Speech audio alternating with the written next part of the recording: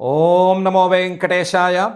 సువంశ ప్రతిష్టాపన, చిదంశుగణ స్థాపన. గోవింద గోవింద. సుబృహదుదరకాయం సూక్ష్మమత్యాభిమేయం సజరమనుజగేయం సాదరైర్నిత్యజేయం స్వపరకుమతిహేయం స్వాత్మనా సౌఖ్యదేయం స్వయముపగమనీయం సర్వభావైర్నమేయం అని అతులిత కరుణా వరుణాలోయుడైన శ్రీనివాస పరమాత్మని భక్తిగా నమస్కరించుకుంటూ శ్రీ శుక్ల వారు ఉపదేశం చేసిన శ్రీమద్ భాగవతం యొక్క అధ్యయన కార్యక్రమాన్ని మనం ప్రారంభించుకుందాము. యథాప్రకారం ప్రార్థనా శ్లోకాదులనన్నింటినీ చదువుకుని కార్యక్రమానికి మంగళాచరణం చేసుకుందాము. శ్రీ గణేశ ప్రార్థన. నమస్తుభ్యం గణేశాయ భక్తహృత్పద్మవాసినే విఘ్నాద్రిభేదే దంభోళి మూర్ధన్యాయ నమో నమః. శ్రీ గురు ప్రార్థన. గురుర్బ్రహ్మా గురుర్విష్ణుః గురుర్దేవో మహేశ్వరః గురుః సాక్షాత్ పరం బ్రహ్మ తస్మై శ్రీ గురవే నమః. శ్రీనివాస ప్రార్థన.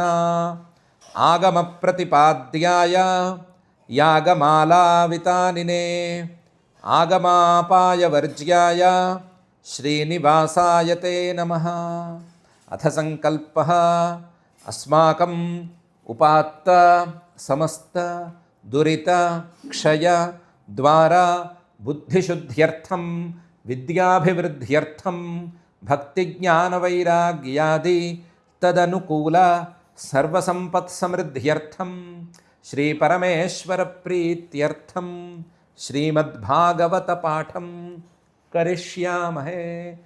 అస్య శ్రీమద్భాగవత స్తోత్ర మహామంత్రస్య నారద ఋషిః బృహతి ఛందః శ్రీకృష్ణః పరమాత్మా దేవతా బ్రహ్మబీజం భక్తిశక్తిః జ్ఞానవైరాగ్యే కీలకం అస్మాకం శ్రీమద్భగవత్ప్రసాదసిద్ధ్యర్థే పాఠే వినియోగః ధ్యానం నారాయణాఖ్యజగదేకగురూపదిష్టం శేషాభిధానసనకాదివరైः సమాప్తం శ్రీవ్యాససూతశుకనారదమౌనిజప్తం మంత్రం శివం జపత భాగవతం సుగుప్తం. శ్రీ గురుభ్యో నమః. 4 రోజులు దాటిపోయినట్టుంది. ఆరోగ్య కారణాల వల్ల పెద్ద రోగాలు ఏం లేవు. వైరల్ ఫీవర్ అనేటువంటి చిన్న కారణం వలన ఈ 4 రోజులు మనం అధ్యయనం చేసుకోలేకపోయాము.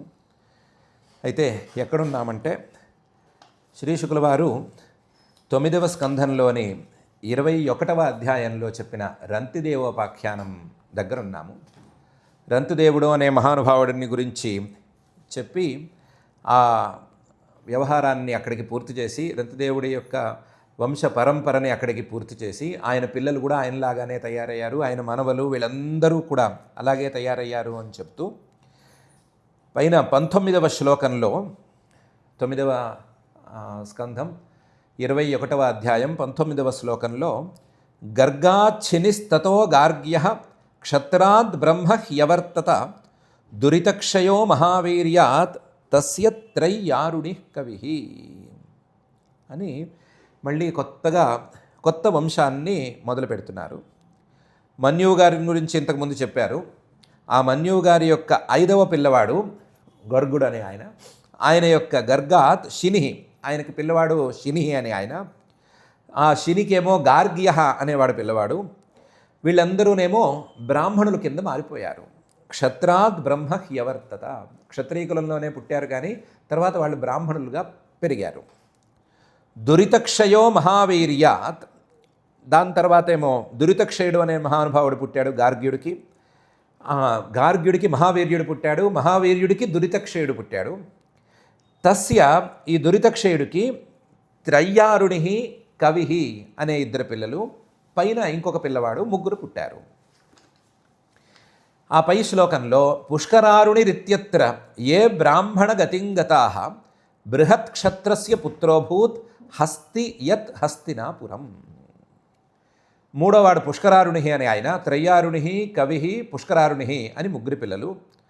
ఈ క్షత్రియ వంశంలో పుట్టినా సరే వీళ్ళందరూ కూడా బ్రాహ్మణ గతిం గతాహ, బ్రాహ్మణుల్లానే నడుచుకోవటం అనేది అలవాటులో పెట్టుకున్నారు. ఇంతకుముందు మన్యువు గారి యొక్క కొడుకు బృహత్క్షత్రుడు అని చెప్పుకున్నాం కదా. ఆయన ఒకటో నంబర్ పిల్లవాడు, మన్యువు గారి మొదటి పిల్లవాడు బృహత్క్షత్రుడు. తస్య పుత్రోభూత్ హస్తి, ఆయనకి ఒక పిల్లవాడు, ఆయన పేరు హస్తి. హస్తి అనేది మామూలుగా ఏనుక్కి పెట్టే పేరు, ఏనుక్కి పేరు హస్తి అని. ఈయనకి హస్తి అని పేరు పెట్టుకున్నారు. ఆశ్చర్యంగా ఏంటంటే ఆయన నగరాన్ని నిర్మించాడు, ఆ నగరానికే హస్తినాపురం అని పేరు వచ్చింది. ఆ హస్తినాపురాన్ని రాజధానిగా చేసుకునే చాలా కాలం పాటు ఈ వంశం వాళ్ళు పరిపాలన చేశారు. అందులో ఈయన హస్తి గారికి 3 పిల్లలు పుట్టారు. అజమీఢో ద్విమీఢశ్చ పురుమీఢశ్చ హస్తినః, అజమీఢస్య వంశ్యాస్యు ప్రియమేధాదయో ద్విజాః. హస్తి గారికి అజమీఢుడు, ద్విమీఢుడు, పురుమీఢుడు అని 3 పిల్లలు. అజమీఢో ద్విమీఢశ్చ పురుమీఢశ్చ హస్తినః. ఇందులో అజమీఢుడు మొదటి పిల్లవాడు కదా. ఈ అజమీఢుడి యొక్క వంశంలో పుట్టిన వాళ్ళందరూ కూడా ప్రియమేధ మొదలైన పేరు కలిగిన వాళ్ళందరూ కూడా బ్రాహ్మణ గతిం గతాః, వాళ్ళు కూడా బ్రాహ్మణులాగానే ప్రవర్తించారు. అజమీఢాద్ బృహదిషు తస్య పుత్రో బృహద్ధనుః, బృహత్కాయస్తస్య పుత్రః ఆసీత్ జయద్రథః. బృహత్కాయస్తతస్తస్య పుత్ర ఆసీత్ జయద్రథః. ఈ అజమీఢుడికి బృహదిషు అని ఆయన పిల్లవాడు. ఈ బృహదిషువుకి బృహద్ధను అనే పిల్లవాడు. ఈ బృహద్ధనువుకి బృహత్కాయ అనేవాడు పిల్లవాడు. ఈ బృహత్కాయుడికి జయద్రథ అని ఆయన పిల్లవాడు. మనం మహాభారతంలో చదువుకునే జయద్రథుడు వేరు, ఆయన సైంధవుడు. ఈయన సైంధవుడు కాడు, ఈయన పూర్వవంశంలో పుట్టినటువంటి వాడు, పౌరవుడు ఈయన. అజమీఢాద్ బృహదిషు తస్య పుత్రో బృహద్ధను, బృహత్కాయస్తతస్తస్య పుత్ర ఆసీత్ జయద్రథః. తత్సుతో విశదస్తస్య సేనజిత్ సమజాయత, రుచిరాశ్వో దృఢహను కాశ్యో వత్సశ్చ తత్సుతాః. జయద్రథుడి యొక్క కొడుకు విశద, ఈ విశదుడు కొడుకు సేనజిత్, వీళ్ళు పుట్టారు. తత్సుతో విశదస్తస్య సేనజిత్ సమజాయత. ఈ సేనజిత్తుకి 4 పిల్లలు, రుచిరాశ్వ, దృఢహను, కాశ్య, వత్స అని 4 పిల్లలు. ఈ రుచిరాశ్వుడికి రుచిరాశ్వసుత పార, పృథుసేనస్తదాత్మజ, పారస్య తనయో నీప, తస్య పుత్రశతం త్వభూత్. రుచిరాశ్వుడి యొక్క కొడుకు పారుడు అనేవాడు. ఈ పారుడికి పృథుసేన అనేవాడు పిల్లవాడు. ఈ పారుడికి కేవలం పృథుసేనుడు మాత్రమే కాకుండా తనయ నీప అని ఇంకొక ఆయన కూడా ఉన్నాడు. ఈ నీపుడికి పుత్రశతం త్వభూత్, 100 మంది పిల్లలు కలిగారు. రుచిరాశ్వసుత పార, పృథుసేనస్తదాత్మజ, పారస్య తనయో నీప, తస్య పుత్రశతం త్వభూత్. స కృత్వ్యాం శుకకన్యాయాం బ్రహ్మదత్తమజీజనత్, స యోగీ గవిభార్యాయాం విశ్వక్సేన మధాత్సుతం. ఈ నీపుడున్నాడు కదా, నీపుడికి కృత్వీ అని భార్య. స కృత్వ్యాం, ఈ కృత్వి అనే ఆవిడ ఎవరు అంటే శుకకన్య, శ్రీశుకుల వారి యొక్క కూతురు. శ్రీశుకుల వారంటే ఘోటక బ్రహ్మచారి కదా అని అంటే, ఈ శుకుడు అనే పేరుతోనే ఇంకొక ఆయన ఉన్నాడు, శ్రీశుకులంతటి వారు అని. ఆయనకి ఛాయాశుకుడు అని పేరు. దానికి ఏదో రకరకాల కథనాలు ఉన్నాయి. ఛాయాశుకుడు అనే ఆయన వేరే వ్యక్తి అని ఒక కథనము. అలా కాదు, తండ్రి గారిని విడిచి ఈయన వైరాగ్యంతో వెళ్ళిపోతూ ఉంటే, శ్రీశుకుల వారు వెళ్ళిపోతూ ఉంటే తండ్రి గారు పుత్ర అని వెంటపడ్డారు కదా. వెంటపడి ఒక చోట బాధపడి కూర్చుంటే ఎవరో పెద్ద మనిషి వచ్చి అలా తండ్రిని బాధ పెట్టడం మంచిది కాదు, తండ్రిని బాధ పెడితే అది పిల్లవాడితనం అనిపించుకోదు, బ్రహ్మజ్ఞాని అయినా సరే తండ్రిని బాధ పెట్టకూడదు, కాబట్టి నీ తండ్రిని సంతోషపెట్టే పని ఏమైనా చెయ్యి అని ఉపదేశించారు, లేదా సలహా ఇచ్చారు. ఆ సలహాని ఒప్పుకుని ఆయన తన నీడ నుంచి ఒక వ్యక్తిని సృష్టించి, ఆ వ్యక్తిని వెళ్ళి నువ్వు తండ్రి గారికి సంతోషాన్ని కలిగించు అని పంపించారు. ఆ నీడ నుంచి వచ్చిన వాడికి ఛాయాశుకుడు అని పేరు. ఆయా ఛాయాశుకుడికి మాత్రం తండ్రి గారి అభిప్రాయం ప్రకారం వివాహాలు అవి జరిగినాయి.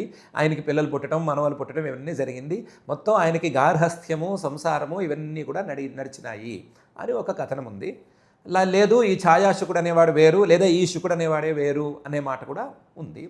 మొత్తం మీద శుకకన్యాయాం, శుకుడు అనే మహానుభావుడి యొక్క కూతురు కృత్వి అనే ఆవిడ ఉంటే ఆవిడ్ని పెళ్లి చేసుకున్నాడు ఈయన, నీపుడనే ఆయన. ఆవిడికి బ్రహ్మదత్తం అజీజనత్, బ్రహ్మదత్తుణ్ణి కన్నాడు. బ్రహ్మదత్తుడు అనేవాడు ఈయనకి పిల్లవాడుగా పుట్టాడు. ఈ బ్రహ్మదత్తుడు సామాన్యుడు కాడు, స యోగి. ఆయనకి యోగి అయినా సరే పెళ్ళయింది, భార్య ఉంది, ఆవిడ పేరు గౌహు అని ఆవిడ పేరు. గవి భార్యాయాం విశ్వక్సేన మధాత్సుతం, విశ్వక్సేనుడు అనే పిల్లవాడిని ఆయన కన్నాడు.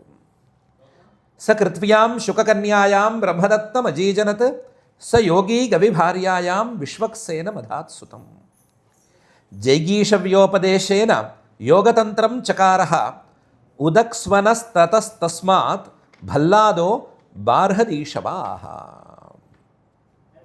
జైగీషవ్యోపదేశేన, ఈ విశ్వక్సేనుడు ఈయన సామాన్యుడు కాడు, అలాగే బ్రహ్మదత్తుడు ఆయన కూడా సామాన్యుడు కాడు. వీళ్ళకి జైగీషవ్యుడు అనేటువంటి మహానుభావుడు ఒక ఆయన ఉపదేశం చేస్తే ఆయన ఆ ఉపదేశాన్ని అర్థం చేసుకుని యోగతంత్రం చకారః, యోగతంత్రాన్ని ఆయన ప్రవర్తింపజేశాడు. యోగశాస్త్రంలో చాలా ఉద్గ్రంథాలను రాశాడు. ఈ విశ్వక్సేనుడికి ఉదక్స్వనః అనే ఆయన పిల్లవాడు. ఈ ఉదక్స్వనుడికి భల్లాదః అని పిల్లవాడు. వీళ్ళందరూ కూడా బృహదిషువు గారి యొక్క పరంపరలో వచ్చినటువంటి వాళ్ళు. మనం జాగ్రత్తగా చూసుకుంటే అజమీఢాద్ బృహదిషు అని వెనకాల 22వ శ్లోకంలో ఉంది కదా, ఆ 22వ శ్లోకం నుంచి వస్తున్నటువంటి వ్యవహారం ఇది. బృహదిషువు గారి యొక్క వంశంలో పుట్టిన వాళ్ళు వీళ్ళు. యువీనరో ద్విమీఢస్య కృతిమాంస్తత్సుత స్మృతః, నామ్నా సత్యధృతిర్యస్య దృఢనేమి సుపార్శ్వకృత్.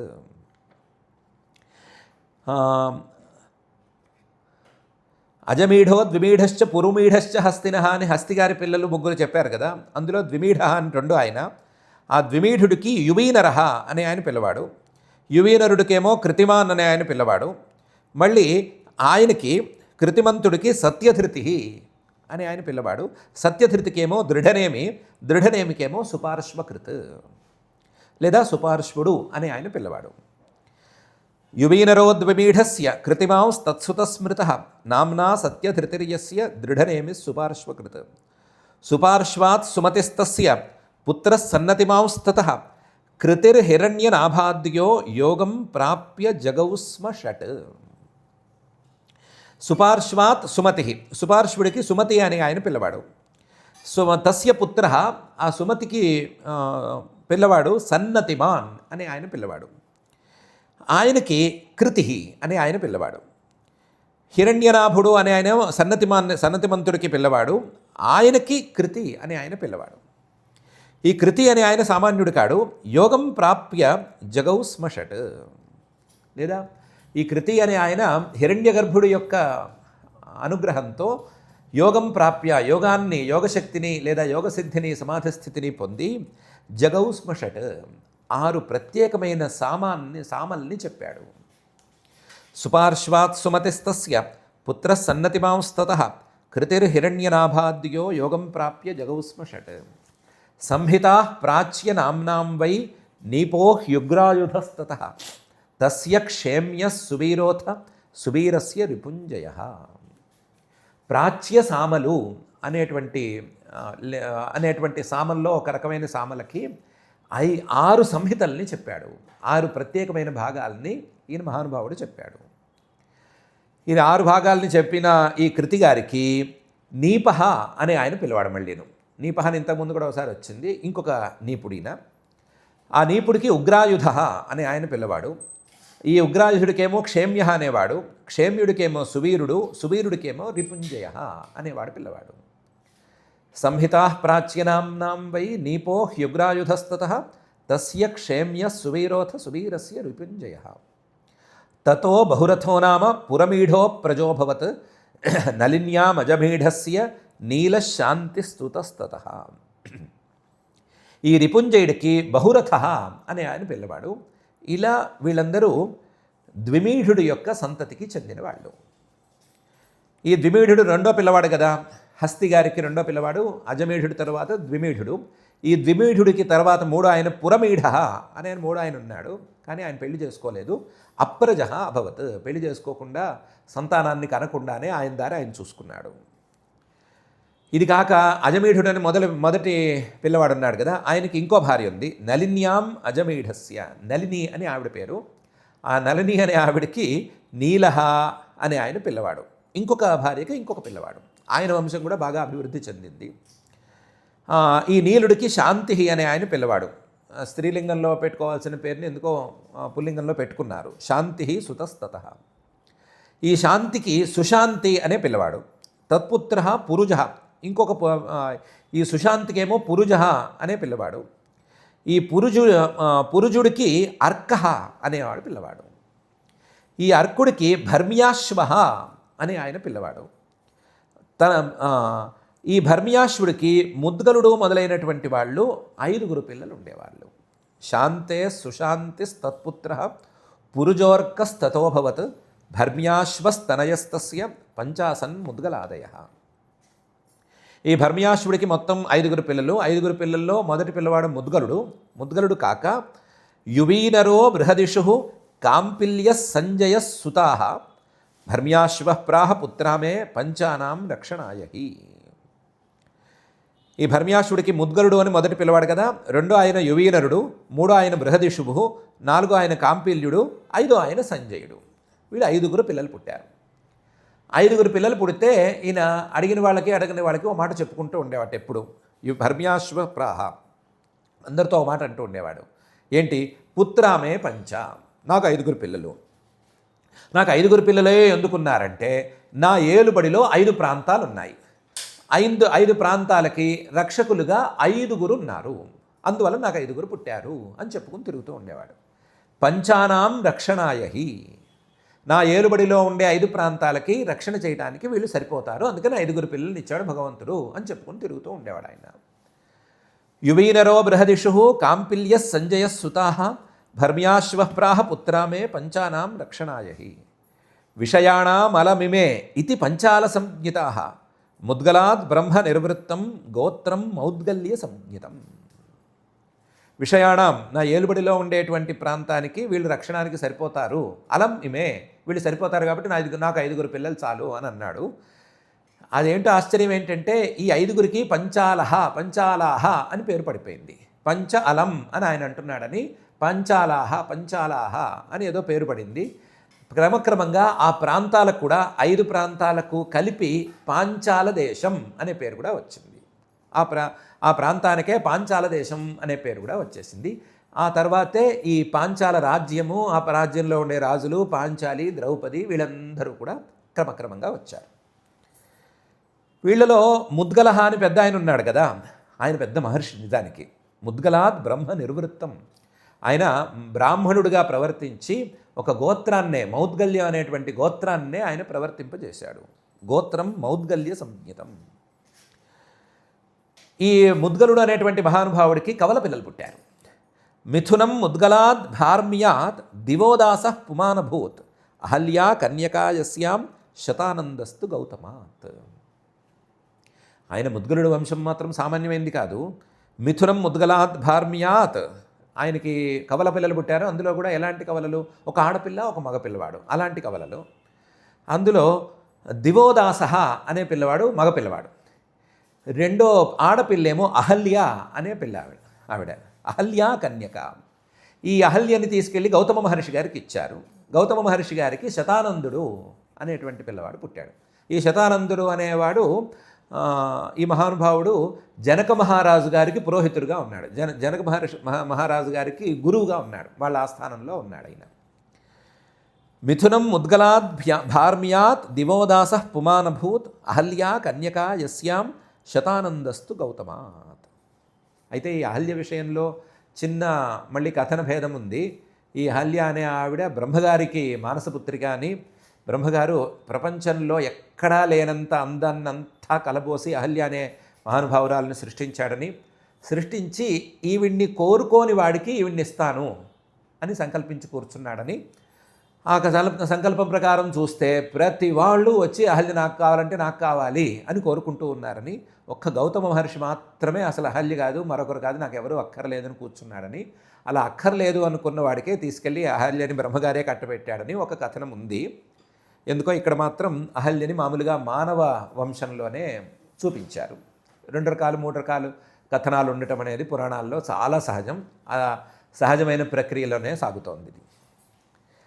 తస్య సత్యధృతి పుత్రో ధనుర్వేద విశారద శరద్వాంస్తత్సుతో యస్మాత్ ఉర్వశీ దర్శనాత్ కిల శరస్తంభే పతద్రేతో మిథునం తదభూచ్ఛుభం తద్దృష్ట్వా కృపయా గృహ్ణాత్ శంతనుర్మృగయాంచరన్. ఈ శతానందుడికి సత్యధృతి అని ఆయన పిలవాడు. సత్యధృతికి ఈ సత్యధృతి పుత్ర ఎలా వచ్చిందో ఈయనకి ధనుర్వేద పాండిత్యం బాగా వచ్చింది. ధనుర్వేద విశారద, ధనుర్వేద పాండిత్యం బాగా వచ్చింది. ధనుర్వేద పాండిత్యం బాగా ఉన్న ఈ సత్యధృతి గారికి శరద్వాన్ అనే మహానుభావుడు, చాలా గొప్ప మహర్షి, శరద్వంత మహర్షి అని చాలా ఫేమస్ మహర్షి, ఆయన పిల్లవాడు పుట్టాడు. ఈయనకి తండ్రి గారి దగ్గర నుంచి ఈ ధనుర్విద్య బాగా అబ్బింది, చాలా బాగా అబ్బింది.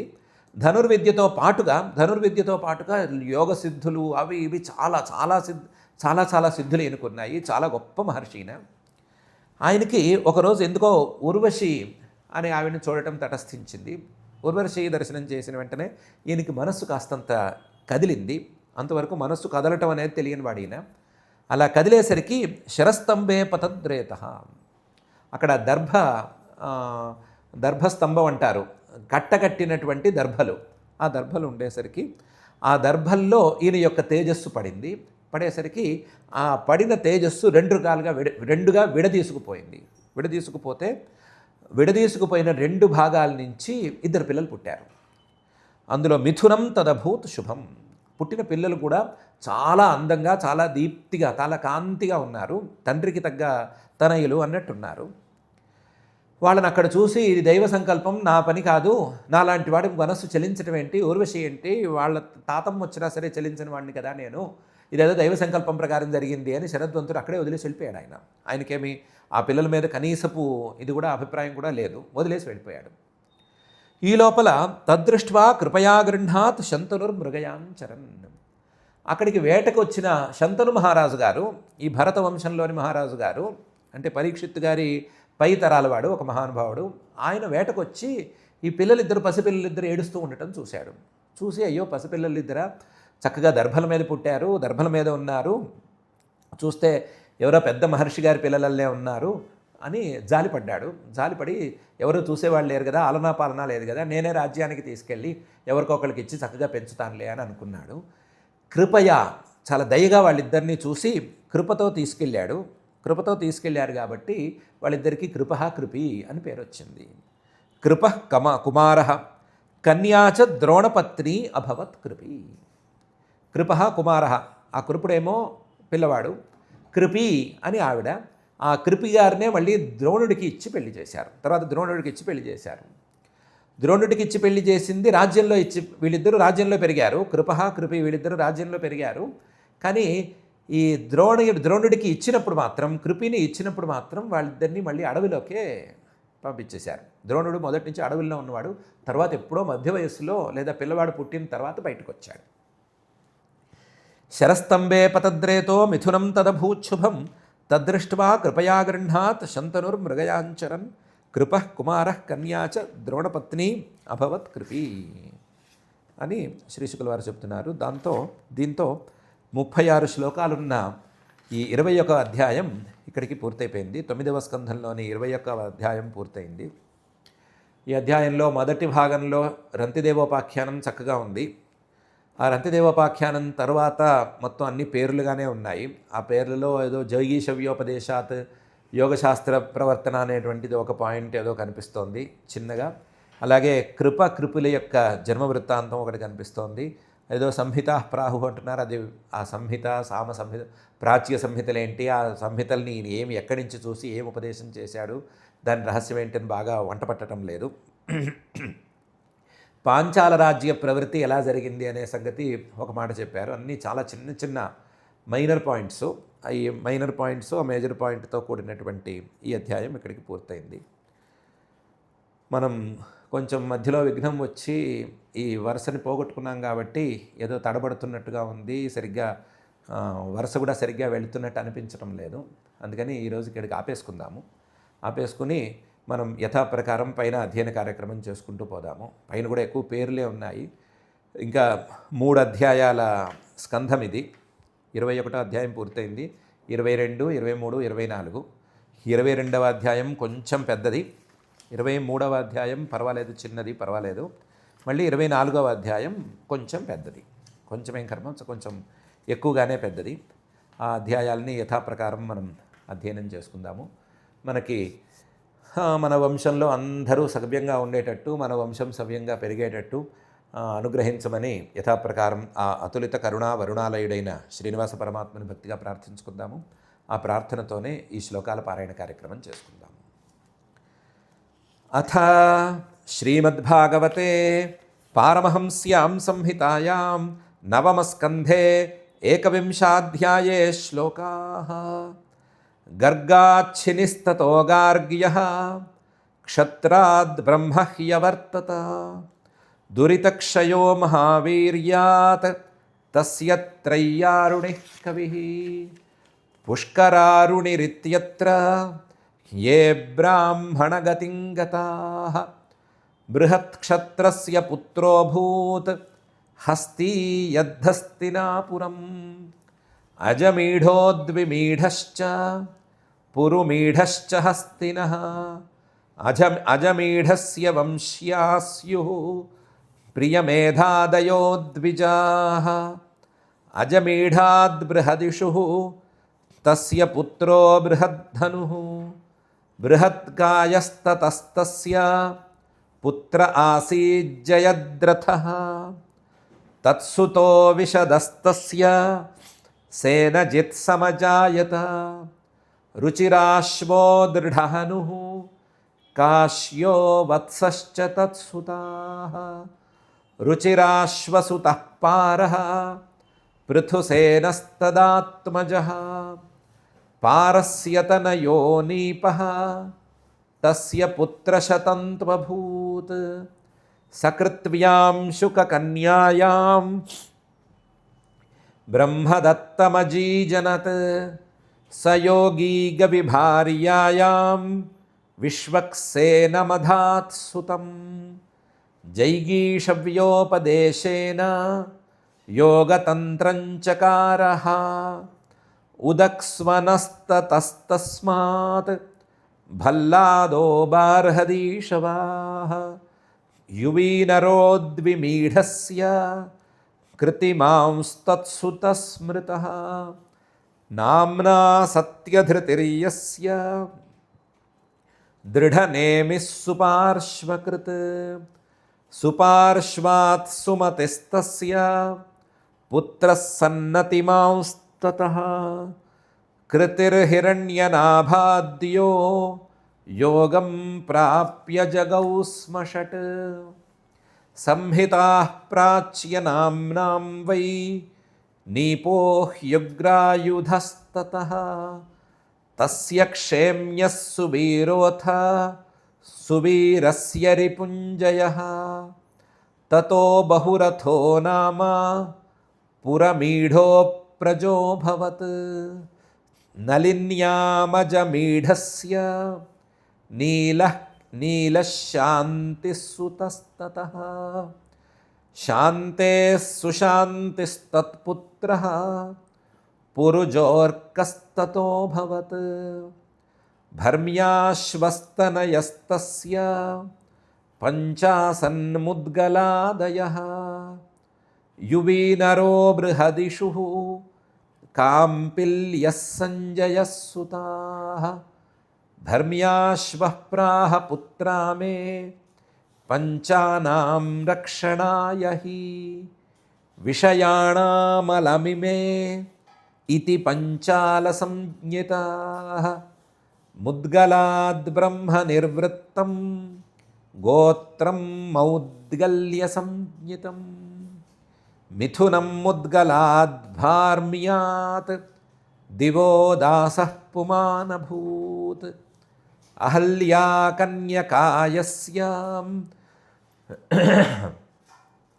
శతానందస్తు గౌతమాత్ తస్య సత్యధృతిః పుత్రః ధనుర్వేద విశారదః శరద్వాంస్తత్సుతో యస్మాత్ ఉర్వశీ దర్శనాత్ కిల శరస్తంబే పతద్రేతః మిథునం తదభూచ్ఛుభం తద్దృష్ట్వా కృపయా గృహ్ణాత్ శంతనుర్మృగయాంచరన్ కృపః కుమారః కన్యా చ ద్రోణపత్న్యభవత్ కృపీ ఇతి శ్రీమద్భాగవతే పారమహంస్యాం సంహితాయాం నవమస్కంధే ఏకవింశాధ్యాయే శ్లోకాః అథ క్షమా ప్రార్థనా యదక్షరపదభ్రష్టం మాత్రాహీనం చ యద్భవేత్ తత్సర్వం క్షమ్యతాం దేవ నారాయణ నమోऽस्तु తే